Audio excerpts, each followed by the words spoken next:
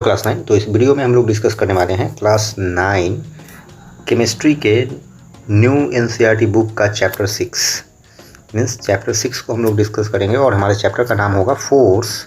तो वीडियो में लास्ट तक बने रहो क्योंकि इस वीडियो में हम लोग क्या क्या डिस्कस करने वाले हैं। तो हम लोग जितने भी बेसिक कंसेप्ट्स हैं इस चैप्टर के फोर्स के उनको डिस्कस करेंगे। साथ ही साथ तुमको lot of basic numerical questions दिया जाएगा जिसको तुम सॉल्व करोगे। अगर नहीं होगा तो नेक्स्ट वीडियो में उस न्यूमेरिकल प्रॉब्लम्स को सॉल्व भी कराया जाएगा। तो हम लोग बकवास कोई भी नहीं करेंगे, डायरेक्ट एक एक कंसेप्ट को समझेंगे और आगे बढ़ते जाएंगे। तो हम लोग क्या देखते हैं, फोर्स में हम लोग सबसे पहले फोर्स क्या है उसको समझने का प्रयास करेंगे। तो फोर्स कुछ नहीं, बचपन से हम लोग पढ़ते आ रहे हैं, पुश और पुल को ही हम लोग फोर्स कहते हैं।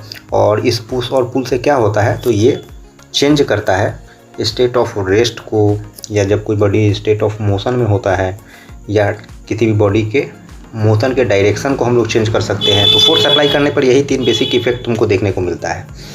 या तुमसे अगर डायरेक्टली पूछा जाए इफेक्ट क्या प्रोड्यूस होता है किसी भी फोर्स से, तो क्या बोल सकते हो, तो पहला चीज़ तुम क्या बोल सकते हो, it can change the speed of object. क्या चीज़ बदल सकता है, स्पीड को बदल सकता है, किसी भी ऑब्जेक्ट के स्पीड ऑफ ऑब्जेक्ट को चेंज कर सकता है फोर्स।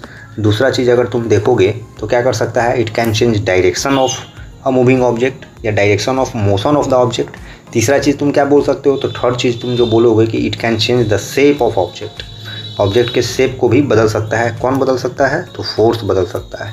ठीक है, तो ये बेसिक 3 इफेक्ट हमको देखने को मिलता है फोर्स का। तो पहला पॉइंट क्या है, हमारा फोर्स का डेफिनेशन है, it may be defined as push और पुल विच चेंजेज और tends to change the state of rest और ऑफ यूनिफॉर्म मोशन और direction of motion of a body. तो यहाँ तक हम लोग फोर्स के डेफिनेशन को समझ लिए। नेक्स्ट पॉइंट क्या है, बैलेंस्ड फोर्स। तो बैलेंस्ड समझ रहे हो ना, मीन्स संतुलन बना होगा। If the resultant of several forces acting on a body is zero, the forces are said to be balanced force. मतलब जितने भी फोर्स आप लगा रहे हैं, जितना भी फोर्स लगा रहे हो, वो सब का वैल्यू क्या हो जाए, जीरो हो जाए, तो हम लोग क्या कहेंगे, बैलेंस्ड फोर्स है।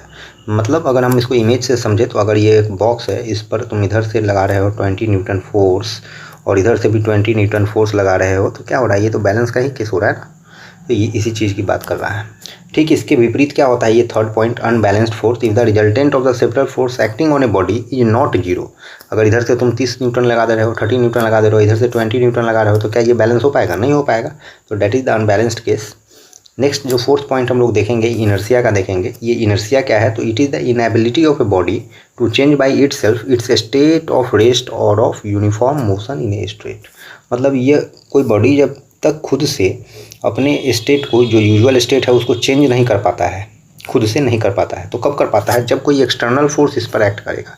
जब कोई एक्सटर्नल फोर्स इस पर लगता है तभी करता है। जैसे अगर कोई बुक टेबल पर रखा हुआ है तो वो खुद से अपने पोजीशन को नहीं बदलेगा जब तक कि तुम उसके पोजीशन को ना बदलो। तो तुम्हारा फोर्स, तुम्हारे द्वारा जो लगाया गया फोर्स है, वो क्या हो गया, एक्सटर्नल फोर्स हो गया। तो इसी चीज़ की यहाँ पर बात कर रहा है कि इनर्शिया क्या है, इट इज़ द इनएबिलिटी, अक्षमता जो है किसी भी बॉडी का कि वो खुद से अपने स्टेट को चेंज नहीं कर सकता है। तो बॉडी का स्टेट क्या क्या हो सकता है, तो कोई बॉडी रेस्ट में हो सकता है, कोई बॉडी मोशन में हो सकता है। तो जो मोशन में है वो तब तक मोशन में रहेगा जब तक कोई एक्सटर्नल फोर्स उसको डिस्टर्ब ना कर रहा हो। ठीक है, और कोई बॉडी अगर रेस्ट में है तो तब तक रेस्ट में रहेगा जब तक कोई एक्सटर्नल फोर्स उस पर एक्ट ना करे। तो ये इनर्शिया है। इनर्शिया को हम लोग अलग अलग टाइप में क्लासीफाई कर सकते हैं। जैसे इनर्शिया ऑफ रेस्ट क्या होता है, तो ये टेंडेंसी है किसी बॉडी का कि वो अपने रेस्ट के मोशन स्टेट में है तो रेस्ट के ही स्टेट को मेंटेन करेगा अनलेस कोई एक्सटर्नल फोर्स उस पर एक्ट ना करता है। उसी प्रकार से इनर्शिया ऑफ मोशन है, ये भी टेंडेंसी है किसी भी बॉडी का। अगर कोई बॉडी मोशन में है तो वो मोशन में ही रहना पसंद करेगा, मोशन में ही रहेगा जब तक कि कोई एक्सटर्नल फोर्स उस पर एक्ट ना करे। उसी प्रकार से इनर्शिया ऑफ डायरेक्शन है, तो डायरेक्शन जो है वो मेंटेन करेगा जब तक कोई एक्सटर्नल फोर्स ना लगे। तो इस प्रकार से हम लोग इनर्शिया को समझ लिए हैं और एग्जामिनेशन में तुम इन आंसर को ला सकते हो। ये सिंपलेस्ट डेफिनेशन है, किसी भी टर्म का एक्सप्लेनेशन है जिसको हम लोग समझ भी रहे हैं और देख भी रहे हैं। तो ये नोट्स भी हो गया तुम्हारे लिए, तो काफ़ी अच्छा है। लास्ट तक बने रहो, चैनल को सब्सक्राइब करो, वीडियो को लाइक करो, दोस्तों से शेयर करो। नेक्स्ट जो टॉपिक हम लोग देख रहे हैं वो मोमेंटम देख रहे हैं, काफ़ी इंपॉर्टेंट है। मोमेंटम क्या है, it is the quantity of motion possessed by a body and is equal to the product of mass and velocity. मतलब मोमेंटम को सिंपली समझा रहा है। तो मोमेंटम है क्या, तो किसी भी बॉडी के द्वारा जो भी मोशन पोसेस्ड किया जा रहा है उसी को हम लोग मोमेंटम बोलते हैं। और ये मोमेंटम और कुछ नहीं, गुना है। किसका किसका गुना है? तो पहला मास और दूसरा वेलोसिटी। मतलब मास और वेलोसिटी का प्रोडक्ट हम लोग निकाल देते हैं। किसी बॉडी का जो मास होगा और उस बॉडी का जो वेलोसिटी होगा, उन दोनों का जब हम प्रोडक्ट निकालते हैं तो हमको मोमेंटम का फार्मूला मिल जाता है। इससे मोमेंटम के वैल्यू को कैलकुलेट कर सकते हैं। तो मोमेंटम को रिप्रेजेंट किया है P से, और मास को m से, और वेलोसिटी को v से। तो मोमेंटम का फार्मूला क्या हो गया? P = mv। यहीं पे मोमेंटम को हम लोग कौन सा क्वांटिटी कहेंगे? तो वेक्टर क्वांटिटी कहेंगे। अब जैसे ही बोल रहा है कि वेक्टर क्वांटिटी है तो समझ गए कि डायरेक्शन होगा इसमें, डायरेक्शन इसमें होगा, ठीक है। मैग्नीट्यूड तो है ही और डायरेक्शन भी होगा, इसलिए मोमेंटम वेक्टर क्वांटिटी है। और इसके एसआई यूनिट की बात कर रहा है। एसआई यूनिट क्या है? किलोग्राम मीटर पर सेकेंड। तो मोमेंटम को तुम समझ गए। नेक्स्ट हम लोग क्या देखते हैं कि अब हम लोग न्यूटन बाबा के बारे में पढ़ेंगे कि न्यूटन का 3 लॉ था। फर्स्ट लॉ क्या कहता है कि एनी बॉडी एट रेस्ट और in motion will remain at rest और in motion unless a force is applied to change that state. मतलब कोई बॉडी जो रेस्ट में है या कोई बॉडी जो मोशन में है वो तब तक रेस्ट या मोशन में रहेगा जब तक कोई एक्सटर्नल फोर्स उस पर नहीं अप्लाई किया जाता है। तो ये न्यूटन का फर्स्ट लॉ है। अब इसके कुछ एग्जाम्पल्स भी हैं, अगर तुम कमेंट बॉक्स में कमेंट करोगे तो एग्जाम्पल को भी एक्सप्लेन करेंगे। सेकेंड जो लॉ है न्यूटन का, Newton second law of motion, वो क्या कहता है कि rate of change of momentum of a body is directly proportional to the applied force. मतलब जो मोमेंटम का चेंज होने का जो दर है वो किसी भी बॉडी का, वो डायरेक्टली प्रोपोर्शनल किसके होता है? फोर्स का होता है, जो फोर्स हम उस पर अप्लाई करते हैं। और जो चेंज होता है, जो परिवर्तन देखने को मिलता है, वो परिवर्तन किस डायरेक्शन में होता है? फोर्स के डायरेक्शन में। जिस तरफ से फोर्स लगाया जा रहा है उसी डायरेक्शन में आपको परिवर्तन देखने को मिलेगा। तो अगर इसको हम लोग मैथमेटिकल फॉर्म में एक्सप्रेस करें तो फोर्स का फॉर्मूला हम लोग जानते हैं, फोर्स = मास इंटू एक्सेलरेशन। मास को स्मॉल m से रिप्रेजेंट करते हैं, एक्सेलरेशन को स्मॉल a से। तो F = ma हो गया। और a के जगह पर v - u/t हम लोग डाल सकते हैं, क्योंकि ये मोशन चैप्टर में हम लोग एक्सेलरेशन का फॉर्मूला पढ़े थे। तो देख रहे हैं आप, यहाँ पर डिराइव कर दिया इसको। This law defines unit of force. मतलब कह रहा है न्यूटन का सेकेंड लॉ डिफाइन करता है यूनिट ऑफ फोर्स को। 1 unit force is the force which produces a unit acceleration in a body of unit mass. मतलब 1 यूनिट मास का कोई बॉडी होगा तो उसमें 1 यूनिट एक्सेलरेशन जनरेट करेगा 1 यूनिट फोर्स, ठीक है। तो सिंपली हम लोग याद रखेंगे कि Newton second law of motion जो है वो डिफाइन करता है यूनिट ऑफ फोर्स को। ऑब्जेक्टिव में ये क्वेश्चन आपसे पूछ सकता है। तो आई होप यहाँ तक समझ में आया होगा। आप इसको नोट डाउन कर सकते हैं, ये नोट्स है। अब हम लोग क्या देखेंगे? न्यूटन को देखेंगे कि न्यूटन क्या होता है। तो न्यूटन और कुछ नहीं, ये एसआई यूनिट है किस चीज़ का? फोर्स का। तो फोर्स का एसआई यूनिट अगर पूछे तो हम लोग क्या बोलेंगे? न्यूटन बोलेंगे। 1 न्यूटन क्या है? 1 Newton is that force which produces an acceleration of 1 metre per second square in a body of mass 1 kg। मतलब 1 किलोग्राम मास वाले बॉडी में 1 मीटर पर सेकंड स्क्वायर का एक्सेलरेशन जो फोर्स जनरेट करता है वही फोर्स क्या है? 1 न्यूटन है। यहाँ पर 1 न्यूटन बराबर लिखा है 1 kg × 1 metre per second square. सो आप समझ सकते हैं। अब न्यूटन के थर्ड लॉ को हम लोग समझते हैं कि Newton third law of motion क्या है।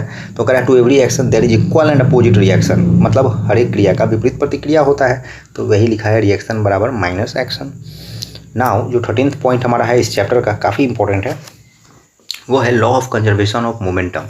Law of conservation of momentum क्या स्टेट करता है, क्या बताता है? तो it states that the total moment of any system of object remains constant. मतलब टोटल मोमेंटम जो होता है वो कांस्टेंट रहता है in the absence of any external force, बशर्ते कि कोई भी एक्सटर्नल फोर्स नहीं होना चाहिए। तो according to the law of conservation of momentum for collision between 2 bodies, अगर 2 बॉडी में कॉलिजन होता है, टकराव होता है, तो मोमेंटम का क्या सीन होता है इसको समझाने का प्रयास किया गया है। तो बताता है कि टोटल मोमेंटम कॉलिजन से पहले, टकराव से पहले, और टोटल मोमेंटम टकराव के बाद क्या होगा? सेम होगा।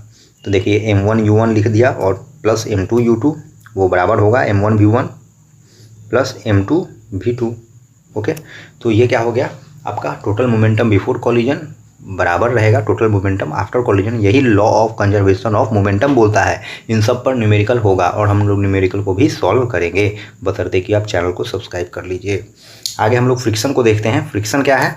कह रहा है whenever a body slides और rolls over the surface of another body. जब कभी कोई बॉडी एक दूसरे बॉडी पर स्लाइड होता है या उस पर रोल होता है, माना गुरक रहा है, तो a force comes into action, एक फोर्स आता है which acts in the opposite direction, जो विपरीत दिशा में काम करता है। जिस तरफ बॉडी जाना चाहता है, अगर बॉडी इस तरफ जाना चाहता है तो ये फोर्स इस डायरेक्शन में लगेगा, तो वही कह रहा है अपोजिट डायरेक्शन में फोर्स लगता है। दिस अपोजिंग फोर्स को हम लोग क्या बोलते हैं? फ्रिक्शन बोलते हैं, घर्षण। इसी अपोजिंग फोर्स को फ्रिक्शन बोलते हैं। अब ये फ्रिक्शन बहुत टाइप का होता है, ये आपको ज़्यादा जानना जरूरी नहीं है, बस नाम आप याद रखिएगा। स्टैटिक फ्रिक्शन है, लिमिटिंग फ्रिक्शन है, काइनेटिक फ्रिक्शन है, ठीक है। और काइनेटिक फ्रिक्शन को फर्दर मोड हम लोग क्लासीफाई कर सकते हैं स्लाइडिंग फ्रिक्शन में, रोलिंग फ्रिक्शन में, तो ये आप समझ सकते हैं। आगे हम लोग क्या देखते हैं इसमें, थ्रस्ट के बारे में देखते हैं। थ्रस्ट क्या है? तो कह रहा है the total force acting on a body perpendicular to the surface is called, मतलब जब टोटल फोर्स लग रहा है किसी भी बॉडी पर, वो किस डायरेक्शन में लगेगा? परपेंडिकुलरली लगेगा, मीन्स 90 डिग्री पर लग रहा है। बात समझ रहे हैं? इसी को हम लोग क्या बोलते हैं? थ्रस्ट बोलते हैं। थ्रस्ट का ऐसा यूनिट क्या है? न्यूटन है। अब प्रेशर क्या होता है? इसी थ्रस्ट से रिलेटेड है pressure. The thrust acting per unit area, मतलब एक यूनिट एरिया में जितना थ्रस्ट लग रहा है, जितना परपेंडिकुलर फोर्स लग रहा है, इसी को हम लोग क्या बोलते हैं? प्रेशर बोलते हैं। तो प्रेशर का फार्मूला क्या डिराइव हो रहा है? थ्रस्ट बटा area, means thrust by area. ऐसा यूनिट ऑफ थ्रस्ट क्या है? न्यूटन पर मीटर स्क्वायर, या इसको हम लोग पैस्कल भी बोल सकते हैं। बात समझ पा रहे हैं आप? तो ये था हमारा थ्रस्ट, बुयांसी, ये सब हम लोगों को अभी समझना नहीं है, में से हटा दिया है, तो हम लोग इसको देखेंगे नहीं। डेंसिटी को देख लीजिए, डेंसिटी काफ़ी इंपॉर्टेंट है। डेंसिटी में क्या बता रहा है? Density of a substance is its mass per unit volume, मतलब सिंपली हम याद रखेंगे mass per unit volume is called density. मतलब डेंसिटी का फॉर्मूला क्या हो सकता है? तो मास को जब हम डिवाइड करते हैं किस चीज़ से? वॉल्यूम से, तो डेंसिटी निकलता है। और डेंसिटी का जब ऐसा यूनिट हम लोग देखते हैं तो किलोग्राम पर मीटर क्यूब है। वहीं जब रिलेटिव डेंसिटी की बात हम लोग करते हैं तो it is the ratio of density of the substance to the density of water at 4 degree Celsius. मतलब रेशियो है ये। रिलेटिव डेंसिटी क्या होता है? रेशियो होता है। किसका किसका रेशियो है? तो डेंसिटी ऑफ सब्सटेंस का रेशियो है, और डेंसिटी ऑफ वाटर का, वो भी कब? जब 4 डिग्री सेल्सियस पर है। इसी से हमारा रिलेटिव डेंसिटी डिटरमाइन होता है। जब कोई पूछे कि रिलेटिव डेंसिटी का यूनिट क्या होता है, तो आप बोलेंगे इसका यूनिट नहीं होता है, क्योंकि ये रेशियो है। ओके, तो ये था हमारा थ्योरी जो इस फोर्स चैप्टर का था, और इससे बाहर कुछ भी नहीं आना है, तो आप इस पर रिलाई कर सकते हैं। और कोई टर्म अगर क्लियर ना हो तो आप कमेंट बॉक्स में कमेंट करें और उसको क्लियर किया जाएगा। साथ ही आप होमवर्क में ये कुछ न्यूमेरिकल प्रॉब्लम है, आप इसको सॉल्व कर सकते हैं 25 से 31। तो आप इसको खुद से ट्राई करेंगे घर पे, नहीं होगा तो आप कमेंट बॉक्स में कमेंट करिएगा, इसको सॉल्व कराया जाएगा। ये सारे बेसिक प्रॉब्लम्स हैं जो आपके एग्जामिनेशन पॉइंट ऑफ व्यू से भी इंपॉर्टेंट। नेक्स्ट कुछ न्यूमेरिकल प्रॉब्लम्स ये रहा 32 नंबर, आप देख सकते हैं 33 नंबर, 34, 35, अगेन 36। आप इसका स्क्रीनशॉट लेकर के सॉल्व करने का कोशिश करिए, और नहीं होता है तो आप कमेंट बॉक्स में कमेंट कर सकते हैं, इसको समझाएंगे हम। Thank you.